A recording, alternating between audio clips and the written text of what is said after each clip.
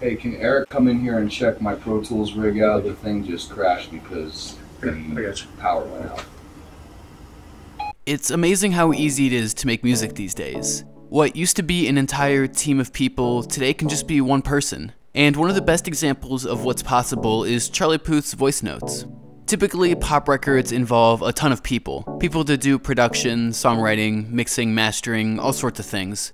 Here, Charlie Puth does almost everything himself. You can just look at the credits and see almost everything is done by Charlie. What's even more incredible is that this album has a Grammy nomination for Best Engineering. Now, Charlie Puth isn't your average person. There's a reason he can do so much on this album himself. He studied classical compositions in jazz piano.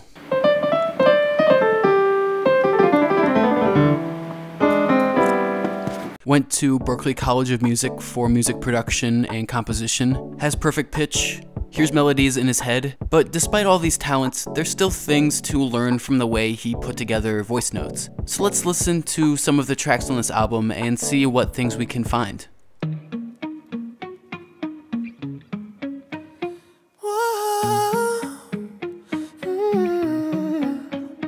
We've skipped over the first song to number 2, Attention, by far the biggest song on this album, and it's the song that defined Charlie Puth's musical direction after his last album, 9-Track Mind. Attention laid the groundwork for this entire album as far as I'm concerned. It really kind of put me into a new musical place where I've always wanted to be. Right away we get a hint that Charlie knows what he's doing when it comes to engineering. This guitar here,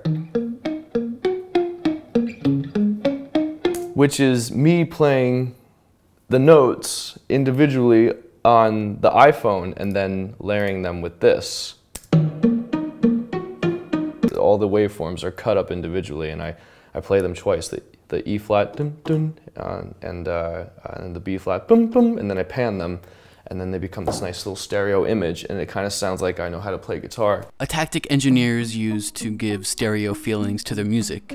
Use 2 takes, put one hard left and one hard right. They sound pretty much identical, but the slight differences tricks our brain into thinking the sound is all around us. Doing this gives it a more high quality feeling than if it was just one take put in the mono. Notice that Charlie Puth didn't say he recorded it onto a microphone or his computer. He said he recorded it onto his phone. You know, that little app on your iPhone, Voice Notes. I was like, okay, I'm just gonna call the album Voice Notes because every song was literally made from a voice note. Not only are all of the songs on here full of tiny recordings from the Voice Notes app, but these entire songs were crafted over the course of months or years, going through various stages on this app as well. It started out as this like really sad, depressing piano ballad, as most of my songs start out as, and then they become groovy, fun pop songs. This was the original voice memo for it.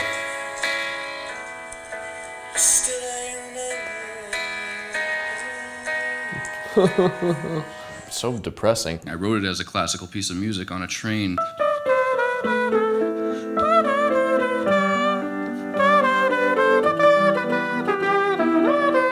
And it used to be more complicated then. And then it became a little bit more exciting. I wonder if this is the track here.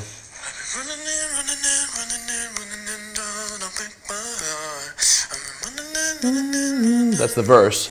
You've been running around, throwing that dirt all on my name. Cause you knew that I'd call you up. You've been going around every party in LA. Cause you knew that I'd be at one. Oh. We get a glimpse into Charlie Puth's songwriting process. These songs didn't just appear fully formed, he came up with different parts of them over time, refining them and working with other people to turn them into the songs we know now. Next up is the pre-chorus, where we get a Rhodes keyboard, giving us an idea of the types of sounds we're going to hear further in this album. I know that dress is karma, perfume regret. You got me thinking about when you were mine. Ooh. This album I'm completely sonically modeling after Terry Lewis and Jimmy Jam, like 1988 to 1990s R&B.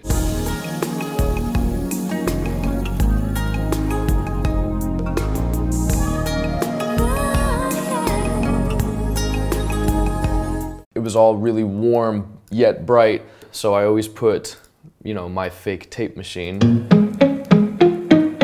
If you can hear that little vinyl crackle in the background, you can hear the difference without it, with it. Picking a musical style to go towards makes it a lot easier to choose sounds and instruments. How does the saying go? The enemy of art is the absence of limitations. Being able to choose anything will probably lead you into a cluttered mess of sounds. Jimmy Jam and Terry Lewis are prominent R&B producers. The period Charlie Puth's talking about here, the late 80s, early 90s, is when they did some of their best work with Janet Jackson. Knowing the inspirations Charlie Puth uses in this album gives us a much better perspective on what to listen for and what to expect as we keep going. And then you have like the classic sweeps to create the energy. But you're not coming home with me tonight. And then I don't give them the drop, I give them the anti-drop. You just want attention, you don't want my heart. Maybe you just hate the thought of me with someone new.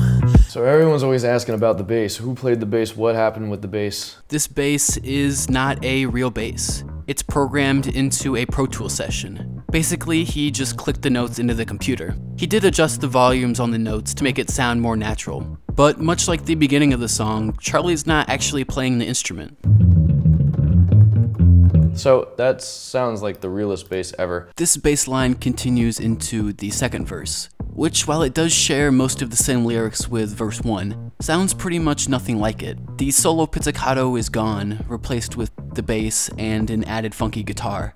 And there's a lot more vocal chorusing that happens in this verse as well. Notice the added vocal effect that leads into the verse. Very 80s, 90s R&B-esque. You've been running around, throwing that dirt all on my name.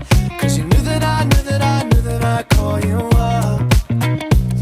Baby, now that we're right here standing face to face, you already know that you won. Oh. You need to make each chorus sound a bit different. It doesn't really matter how much you put in, as long as it's just a little bit different. And what made it different in this chorus was the fact that there was just a cowbell. Attention, you don't want my heart. Baby, you just hate the thought of me with someone new.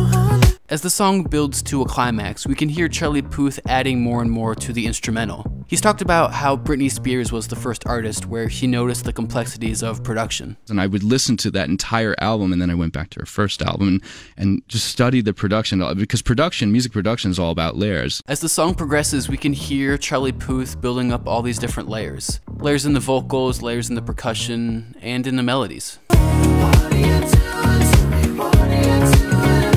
What are you doing? What are you doing to me? What are you doing? What are you doing? What are you doing to me? What are you doing? What are you doing to me? What are you doing? At the end of this track, Charlie Puth builds up all of the vocals that were happening throughout the track. He plays them all at the same time, layering them together. An idea he also got from listening to Britney Spears' Oops, I Did It Again. Oh my god. When you go to the end of the record and they have all the melodies overlapping each other, it just fits in perfectly. Like, Yeah, you just want attention. I knew from the start. You're just making sure I'm never getting over you. I took the little beep of a treadmill and basically put it in a tension. And when you hear the sizzle at the end of the song, you can hear the overtone of a B flat and the E flat.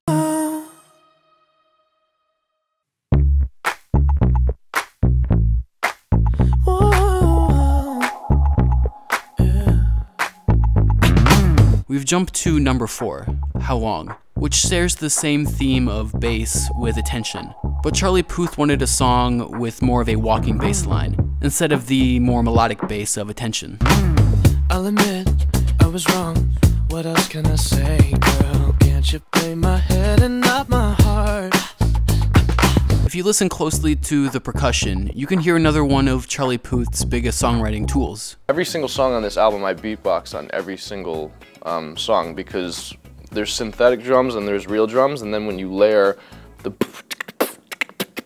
all those sub rhythms, like help push the BPM of the song, so it it sounds like it's faster. If you listen closely in the song, you can hear a I'll admit I was wrong. It's hard to hear, but it adds to the groove. Vocal percussion is also really good at hitting specific frequencies you need filled.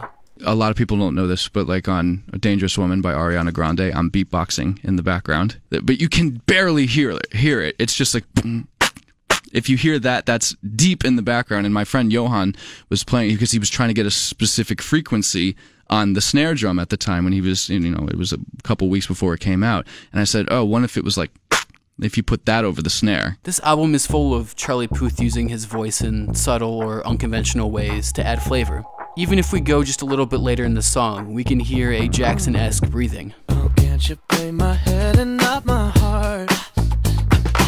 Again, matching with the R&B feeling he's going for. I was drunk, I was gone. That don't make it right, but promise there were no feelings involved.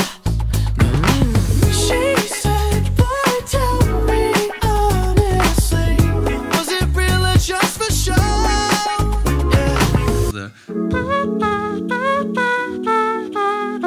Sounds like something Miles Davis would do in the late 80s when Clive Davis told him that he had to collaborate with Jimmy Jam and Terry Lewis, and like same thing to Herb Alpert, put a beat to jazz.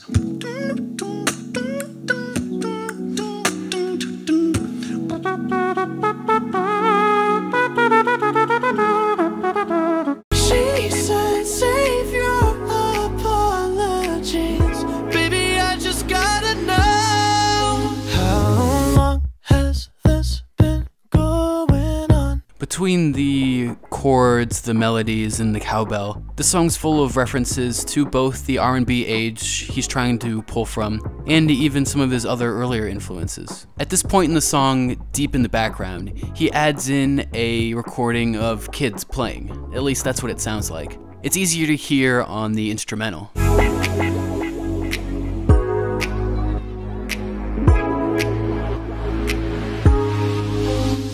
This is another subtle thing he does. It acts like the tape machine he talked about earlier, adding in thickness to the song, but you can feel it more than you can hear it. What makes everything about the song even more impressive is that it was made on a computer in the back of a tour bus. How Long was the only song that I made on this album entirely on a touring bus, with one broken Rocket speaker. It was incredibly hard to mix and make that song because we were shoved in this tiny room in the back of my tour bus. Makes the production and mix in the song even more impressive. As we keep going, we encounter some of the same tricks he used in Attention to mix it up. There's a vocal ah on the transition, and there's some funky guitars that come in to add rhythm. You've been creeping around on me while you're calling me baby. How long has this been going on? You've been acting so shady. I've been feeling it. The song cycles chorus and pre-chorus until we get to something that sounds like a bridge, and it does a good job of breaking up the energy before we get to the last chorus. It sounds something almost like Boyz II Men. She said, boy, tell me honestly, was it real or just for show? Yeah. She said, save your apologies.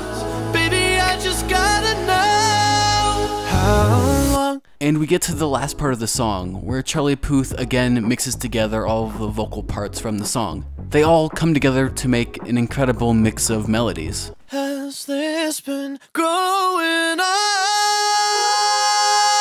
You've been creeping around on me while you're calling me baby. How long has this been going on?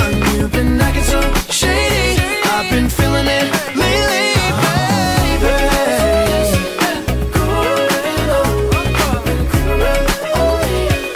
How long has it been going on, baby?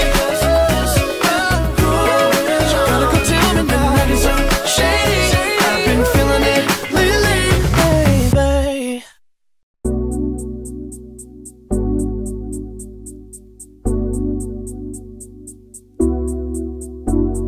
This is song number 5, Done For Me with Kehlani. Charlie Puth said he came up with it when he went up to his Juno keyboard and played a B minor chord. That Juno 60 was the first vintage synth I've ever gotten, and the reason why I use so many vintage synths is because I'm not really good with the technical stuff. I just rather use the real stuff and just record it and just mess with it then. The Juno series of keyboards came out in the early 80s, along with a couple other synthesizers like the Prophet and the D series. Collectively, they defined synth sounds of the 80s and 90s.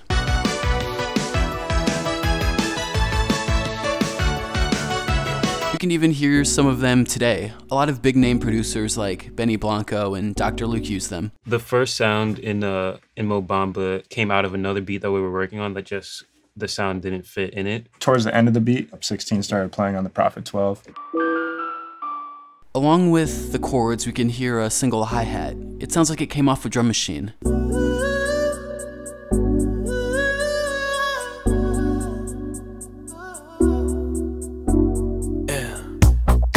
Like the other songs, this one's also bass heavy. But while the other one sounded like a real bass, this one sounds like a synth bass. And it's been slightly stereoized and sounds really thick and full.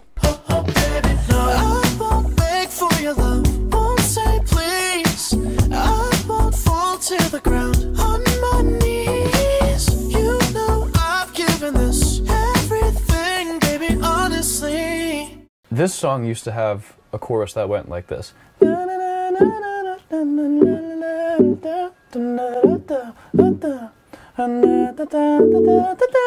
And it was cool, but it was so wordy, so I brought my friend John Ryan in, and he was like, no, delete that whole chorus, and it has to be I love for you, la, la, la, la, la, la. And then I was like, I love for you, baby. I love for you, baby. Die for you, baby. Cry for you, baby. But tell me what you've done for me. For you, baby. And only you, baby. The things I do, baby. But tell me what you've done for me. After this chorus, we get a verse by Kalani, with Charlie Puth providing occasional backing vocals. This goes into the second chorus, and like Charlie Puth talked about, he likes to mix up his choruses, add elements to make them different. Here we get some added synth stabs, and some chorus vocals. He adds in some extra takes behind what he already had. I lie for you, baby. Die for you, baby. Cry for you, baby. But tell me what you've done for me. For you, baby. And only you, baby. The things I do, baby. But tell me what you've done for me. After this, we get a bridge that works in the same way as the last song, How Long, where it comes in right before the last chorus to break up the energy. You know I've given this everything, baby, honestly. This goes into the final chorus, which really ramps up the energy even more than what we've seen before. We get these added elements and even more vocals from Charlie Puth, and he brings in some of Kalani's vocals too. Tell me what you've done for me. I lie for you, baby. Die for you, baby. Cry for you, baby. But tell me what you've done for me. For you, baby. Only you, baby. Things I do, baby. But tell me what you've done for me. Tell me what you've done for me. Tell me what you've done for me. Tell me what you've done for me. Let's go through some of the other songs and just look at some key features that match with what Charlie Puth was going for stylistically in this album. Number 6 on the album is Patient, and the main beat of the song is just full of drum machine sounds. Please be patient with me. Please be patient with me. Jimmy Jam and Terry Lewis, again the two big influences on this album, used drum machines a lot, specifically the Roland 808. These days famous for its heavy bass notes. It's full of a lot of other iconic sounds, like the cowbell. At number 7 there's If You Leave Me Now, a completely a cappella track featuring Boyz II Men.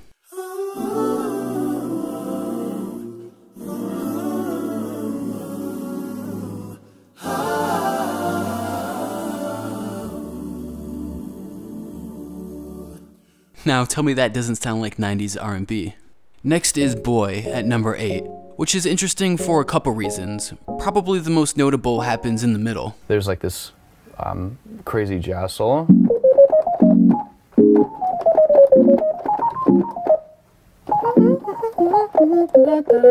Not a lot of pop songs have jazz road solos that sound like Chick Corea in the middle of them anymore.